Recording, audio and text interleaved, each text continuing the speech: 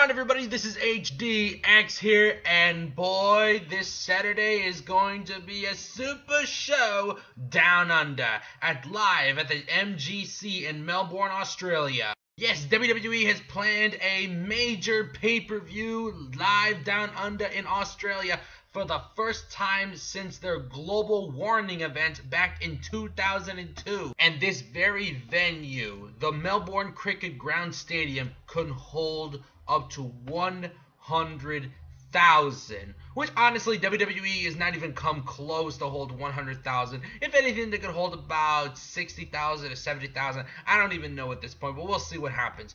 Anyway, here it's time for my previews and predictions, and most of my predictions here that I'm about to get there is going to be a little bit more quick because, let's be honest, I have no emotional investment in any of these matches. So, let's begin. Now, up first is the WWE Cruiserweight Championship match between the current title holder, Cedric Alexander, versus Australia's own Buddy Murphy. Cedric Alexander is killing it as the Cruiserweight Champion, but I can tell the crowd is going to be behind Buddy Murphy, considering that he was a top champion in the promotion called Melbourne City Wrestling, which is located in Melbourne, Australia. To make this quick, my prediction is Cedric Alexander retains the title. Now, I know it's going to be hard on the crowd, but Buddy Murphy is going to get his opportunity next time here. Trust me on that here. Anyway, let's move on to the next match. Up next, we have the Aussie natives, the Iconics, Peyton Royce and Billie Kay, that will go mano a mano against Asuka and Naomi in a tag match. And I gotta be very honest, I am not going to care about this match because, let's face it, as far as the Iconics go, it's the same freaking cadence that we see in every female heel within the main roster. Back in NXT, those two stand out, and they were incredible. And now when they're in the main roster, it feels like they've been watered down. They've been homogenized with everybody else there. As far as Naomi and Asuka goes, individually, both of them are being caught in a limbo. Asuka is now in its worst streak that it's ever been here. I mean, been defeated by Charlotte in WrestleMania, which was a bad idea, and then dealing with a stupid feud with Carmella, and it felt like they killed her. No, seriously, they fucking killed her. They have one of the most amazing and the most mesmerizing stars, female stars in NXT, and then they turn her into fucking Funaki. And seriously, Asuka losing to Carmella, are you fucking kidding me? And Naomi's going nowhere also as well. Need I say more? As far as my prediction goes, it's a no-brainer. The Iconics are going to win this one because they need to have a massive pop for them. And this is their homeland, and they cannot lose in their homeland. And honestly, I can give two fucks less about this match. So, the Iconics, duh, they're going to win this one. Need I say more? Let's move on. Up next, The New Day versus The Bar for the SmackDown Tag Team titles. The New Day, they retain. Need I say more? Up next, we have Daniel Bryan versus The Miz in a singles match here. And as far as this rivalry goes, I am absolutely invested in this one. I'm hoping that they do not rush this and just push it even a little bit further until WrestleMania, because that makes sense. That I wanted to see that build-up go further and further. And as far as who's going to win this one, Daniel Bryan is going to take this one here, and I hope it furthers the storyline further. If not, The Miz wins. Let's move on. Up next, we have Cena and Lashley versus Owens and Elias. I can care less about this match because I'm not emotionally invested in it, and Bobby Lashley is blander than brick. Even with Leo Rush, they're still going to find a way to drop the ball. I mean, Leo Rush is one hell of a manager. I like him, but Lashley there. Honestly, Cena and Lashley wins. Need I say more? This is why I can care. Fuck it. Let's move on. That's how much emotionally invested I'm in this match. 0 to none. Up next, we have the Riot Squad versus Ronda Rousey, the Raw Women's Champion, against the Bella Twins. Wait, what? Have you not learned anything after what happened at last week's Raw?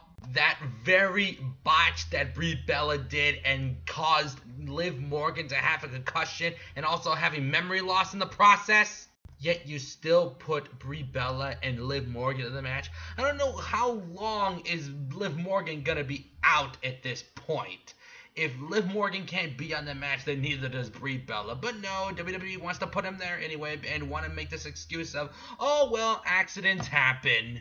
Wow, you really have this agenda that you coddle the frickin' Bella so much. Much like you coddled Alexa Bliss and you coddled Roman Reigns. Wow. Like, just absolutely wow. Talk about doubling down, quadrupling down, or quadrupling down. I don't even know at this point. And quite frankly, I don't care about this match. Honestly, like, wow, WWE, you're really, really pushing it. Honestly, I don't care who wins this match. My prediction is that Brie Bella better not botch this up, or otherwise, you're gonna be in a lot of trouble.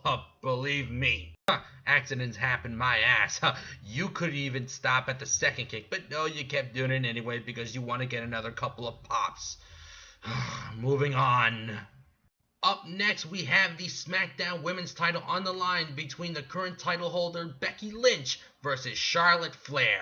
Now, I'm really enjoying this rivalry and I'm loving this new attitude that Becky Lynch is having, that is sick and tired of being pushed aside and now getting what she wants. What really irks me about this is that how WWE wants to paint a narrative that Becky Lynch is the one that we should boo at and we should cheer for Charlotte because we were supposed to sympathize with her because she got attacked from her best friend.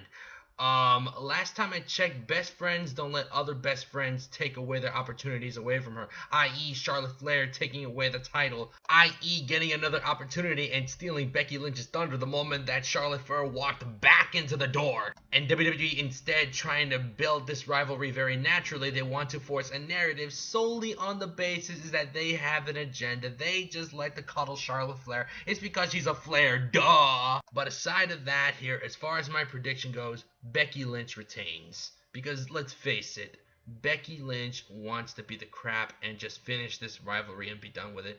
And they want to go back with it in time for WrestleMania. So who knows? Becky Lynch wins. Coming up next, AJ Styles versus Samoa Joe once again for the WWE Championship. And I'm liking the build up here when Samoa Joe was invading AJ's personal life. It was freaking awesome.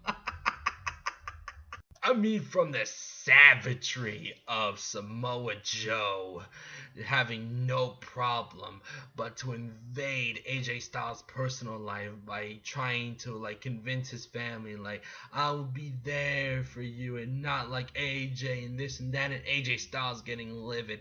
And this is the rivalry I love to see in SmackDown Live, considering that they have crossed paths before.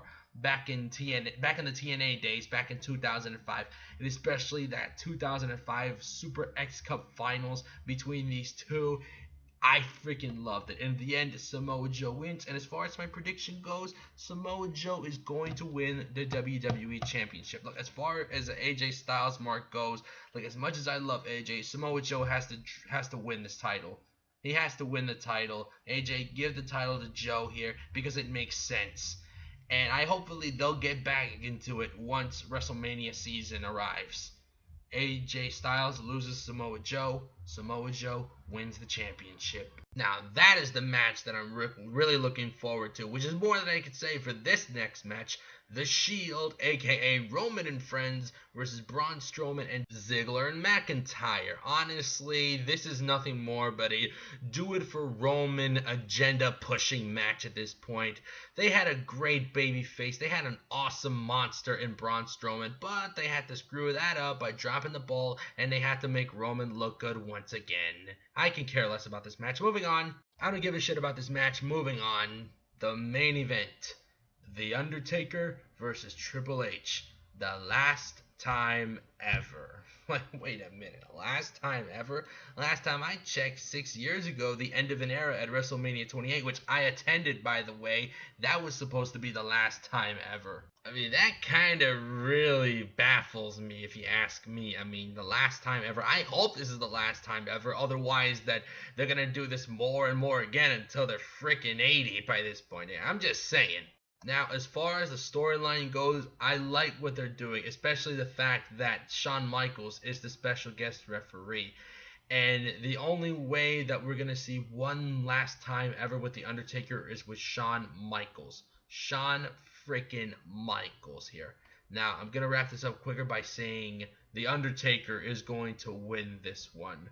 The Undertaker's going to win this one. My upset special, The Undertaker. And those are my previews and predictions here. Give this video a thumbs up, like, comment, definitely subscribe, hit the bell notification, and I'll give you more content. This is HDX signing out. See you later.